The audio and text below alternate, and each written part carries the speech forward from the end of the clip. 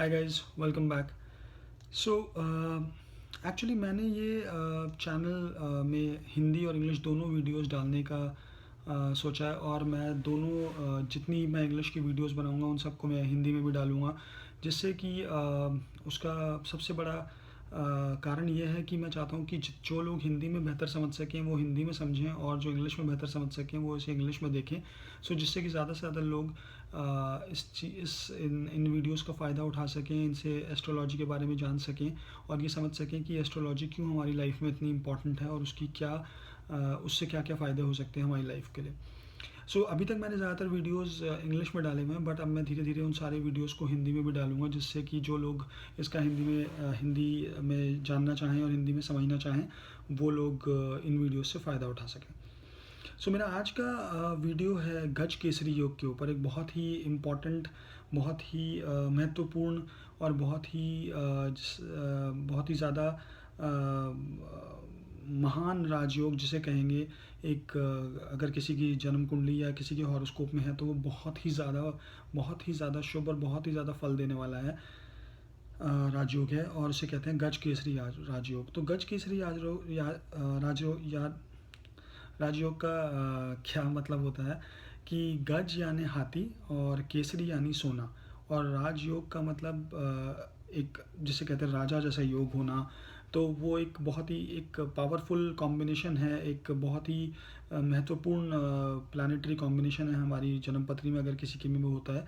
पर वो किस जगह होना चाहिए, क्या उसका कितना एक्चुअली क्या कितना जुपिटर और जो मून यानी कि जो बृहस्पति और चंद्रमा हैं वो कितने पास में होने चाहिए, उनका दोनों का डिस्टेंस कितना होना चाहिए, और कौन कौन से वो घर या हाउसेज में होना चाहिए एक कुंडली में, और कब वो एक्टिवेट होने के ज़्यादा प्रबल योग बनते हैं, वो सब हम आज डिस्कस करेंगे। सो गज केसरी राजयोग जो है ये बहुत चीज़ों में इम्पॉर्टेंट है। ये सबसे पहली बात तो जिस किसी भी कुंडली में होता है उस बंदे को, उस आदमी को लाइफ में कभी पैसों की कमी नहीं होती, सबसे पहली बात। दूसरी बात, अगर ये राजयोग अच्छी जगह करियर में बन रहा है या 10वें स्थान में करियर के स्थान में या और कहीं किसी अच्छे योगों में बन रहा है, तो ये आपको पॉलिटिक्स की तरफ भी ले जा सकता है। मैंने बहुत सारे पॉलिटिशियंस की जन्म कुंडली में भी देखा है कि गज केसरी राजयोग है और वो लोग लंबे लंबे समय तक शासन करते हैं। यहाँ तक कि श्री राम की जन्म कुंडली में भी पहले घर में फर्स्ट हाउस में गज केसरी राजयोग है। तो ये राजयोग बनता है जब चंद्रमा और बृहस्पति यानी कि जुपिटर और मून दोनों या तो एक ही घर में एक साथ बैठे हों, परस्पर कंजंक्ट करते हों, एक साथ बैठे हों, या फिर उन दोनों का केंद्र में एक दूसरे से दृष्टि संबंध हो, यानी कि वो एक आपस में एक दूसरे को देखते हों केंद्र के हाउसेस में बैठते हुए। तो केंद्र के हाउसेस क्या होते हैं, जिन्हें हम कहते हैं क्वाड्रेंट हाउसेस ऑल्सो। वो होते हैं हमारे फर्स्ट, फोर्थ, सेवन्थ और टेंथ, यानी कि पहला, चौथा, सातवां और 10वां।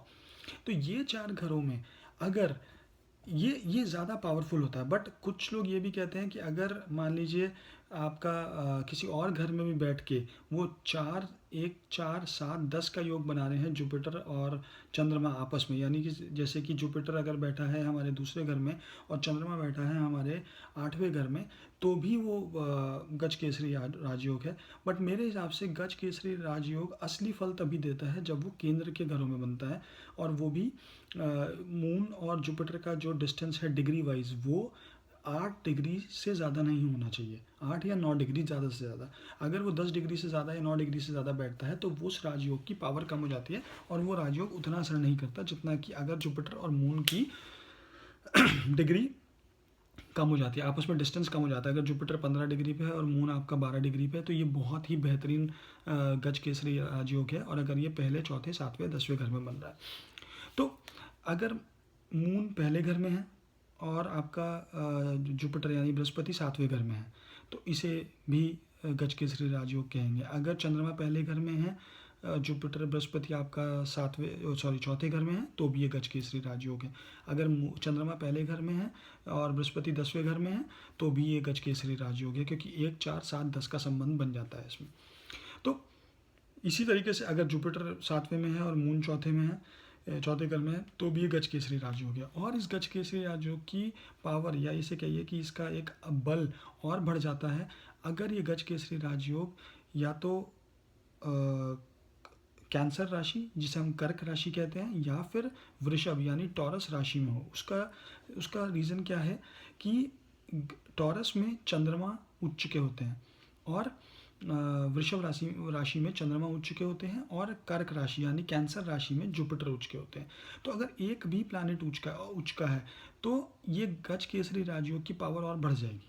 और अगर वो दोनों उसी राशि में साथ में बैठे हैं, सर, जैसे कि अगर कर्क राशि में चौथे ही घर में चंद्रमा और जुपिटर दोनों साथ में बैठे हैं, चंद्रमा और बृहस्पति साथ में बैठे हैं, तो ये बहुत ही ज़्यादा बढ़िया गज केसरी योग हो गया। क्यों? क्योंकि जुपिटर कर्क राशि में उच्च के हो गए और चौथे घर में बैठे हैं और चंद्रमा की राशि में बैठे हैं, तो चंद्रमा को चौथे घर में दिग्बल प्राप्त होता है, डायरेक्शनल स्ट्रेंथ जिसे कहते हैं, और चौथा घर चंद्रमा का ही है। तो अपने घर में अपने परम मित्र के साथ जो कि उच्च का बैठा है, अगर वो एक योग आपकी जन्म पत्री में बनता है तो इसे बहुत ही ज़्यादा प्रभावशाली गज केसरी राजयोग कहेंगे, जो इंसान को धन दौलत ऐश्वर्य, अच्छा करियर, मान सम्मान, ये सब कुछ देगा।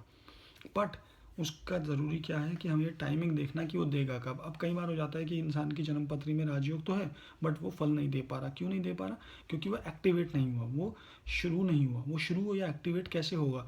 जब भी कभी जुपिटर या चंद्रमा की महादशा या अंतरदशा शुरू होगी, तब ये एक्टिवेट होगा, ये राजयोग एक्टिवेट होगा और ये आपको फल देगा। और सबसे ज़्यादा फल कब देगा? या तो जुपिटर की महादशा में चंद्रमा की अंतरदशा, या चंद्रमा की महादशा में जुपिटर की अंतरदशा हो, बृहस्पति की अंतरदशा हो, तो ये राजयोग सबसे ज़्यादा फल देगा। और अगर ये आपका इन केंद्र के घरों में बैठा है और घर से अगर वो बैठ के 1, 4, 7, 10 का संबंध बनाता है तो भी वो उतना फल देगा। या अगर किसी और घर में वो दोनों एक साथ बैठे हुए तो भी वो गज केसरी राजयोग माना जाता है। बट मेरे हिसाब से वो उतना प्रभावशाली नहीं होता, तो लोग कह देते हैं गज केसरी राजयोग है। बट मैं तभी गज केसरी राजयोग को मानता हूँ इम्पॉर्टेंट जब वो 1, 4, 7 और 10वें घर में होता है। तो आप लोग चेक कीजिए अगर आपकी कुंडली में है, या आप लोग किसी पंडित से कंसल्ट कीजिएगा। अगर आपकी जन्म पत्री में वो राजयोग है तो आपको वो ज़रूर फल देगा। पर अगर आपकी लाइफ में, क्योंकि हमारा क्या है, सारे प्लैनेट्स की महादशा मिला के 120 साल बैठते हैं, तो ज़रूरी नहीं है कि हर इंसान की ज़िंदगी में चंद्रमा और बृहस्पति की महादशा आए। बट हो सकता है कि आपकी जन्म पत्री में सब मरकरी बुध की महादशा चल रही है, बट उसमें जुपिटर बृहस्पति और चंद्रमा का अंतरदशा ज़रूर आएगी। तो उन अंतरदशा में वो आपका राजयोग एक्टिवेट ज़रूर होगा, उतने बल से नहीं होगा बट एक्टिवेट ज़रूर होगा, तब वो आपको फल ज़रूर प्रदान करेगा। और आप ये देखिएगा कि अगर वो राजयोग आपकी जन्म पत्री में है तो वो राजयोग उस समय पे आपको करियर में, नेम फेम में, पैसे में ज़रूर कहीं ना कहीं वो राइज देगा और आपको उसका फ़ायदा मिलेगा। तो ये गज केसरी नामक राजयोग बहुत ही ज़्यादा इंपॉर्टेंट और मेरे हिसाब से राजयोगों में सबसे ऊपर की श्रेणी रखता है, क्योंकि इस मैंने देखा है जिनकी जन्म पत्री में राजयोग बन रहा है, और ये ज़रूरी नहीं है कि ये राजयोग आपकी राशि चार्ट में ही होना ज़रूरी है, आपका जिसे कहते हैं D1 पहला चार्ट। क्योंकि बहुत सारे पंडित सिर्फ हमारे एक ही चार्ट को देखते हैं जो कि हमारी मेन कुंडली होती है। बट जब तक हमारे डिविजनल चार्ट्स यानी हमारे जो वर्गाज हैं, जितने हमारे जो 60 वर्गाज, जिन्हें मेरे ख्याल से 60 वर्गाज हैं हमारे, जिनमें नवांश और दशांशा की और नवांशा की सबसे ज़्यादा इंपॉर्टेंस दी गई है, जब तक कि वो चार्ट हम पंडित देख के नहीं कंसल्ट करेगा राशि चार्ट के साथ, तब तक कुछ भी प्रेडिक्ट करना, कुछ भी आगे भविष्य के बारे में बताना व्यर्थ है, वो बेकार है। उसकी पूर्ण महत्वता नहीं होती, क्योंकि जब तक राशि चार्ट का जितने भी आपकी प्लैनेट्स की डिग्निटी है वो नवांशा चार्ट से पता चलती है, तो नवांशा चार्ट देखना बहुत ज़रूरी हो जाता है। अगर ये राजयोग नवांशा दशांशा में भी बन रहा है तो भी ये बहुत महत्व रखता है और ये अपनी दशा अंतरदशा में बहुत ज़्यादा फल देता है। बट वही बात है कि ये 1, 4, 7, 10 में होना ज़्यादा ज़रूरी है। अगर आपका 6ठे घर, 8वें घर या 12वें घर में ये योग बन रहा है या उनसे रिलेटेड करके ये योग बन रहा है, तो इसका फ़ायदा उतना नहीं होगा, क्योंकि वो 3 घर दुष्टाना हाउस जिसे हम कहते हैं, दुष्टाना हाउसेस होते हैं, जिनमें कोई भी प्लैनेट जाके अपनी पावर, अगर वो मेलेफिक प्लैनेट है या वो तो बात अलग है। बट जुपिटर और मून यानी कि बृहस्पति और चंद्रमा दोनों ही शुभ ग्रह हैं। अगर वो अशुभ ग्रह है तो बात अलग है, बट शुभ ग्रह जितने भी होते हैं वो 6, 8, 12 में अच्छा रिजल्ट नहीं देते। तो इसीलिए इस योग की पावर, इस योग का बल जो है वो 1 4 7 यानी कि केंद्र घरों में ही ज़्यादा महत्व रखता है और ज़्यादा पावर देता है। तो फ्रेंड्स, ये मेरा एक स्मॉल एनालिसिस, मेरा एक अपना एनालिसिस है गज केसरी योग का।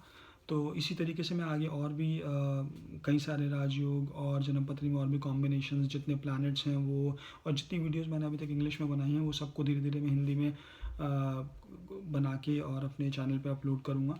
तो आप लोग उन वीडियोस को देखते रहें, और जो भी आपके, अगर आपके कोई प्रश्न हो, आपके कोई कमेंट्स हो इस वीडियो के बारे में, आप किसी एक स्पेशल वीडियो या किसी कॉम्बिनेशन के बारे में जानना चाहते हो, तो आप कमेंट सेक्शन में डालिए। मैं उस वीडियो को जल्द से जल्द बना के आपको दिखाऊंगा और आपको उसके बारे में बताऊंगा। और आप लोग मेरे चैनल पे सब्सक्राइब करें, जिससे कि आप लोगों को लेटेस्ट इन्फॉर्मेशन मिलती रहे एस्ट्रोलॉजी के और मेरे वीडियोस के बारे में। और अगर किसी भी तरह का कोई प्रश्न हो तो उसे प्लीज़ कमेंट सेक्शन में डालिए और मेरे वीडियोस को लाइक कीजिए। So thank you friends, thank you for watching the video. See you in the next video, bye.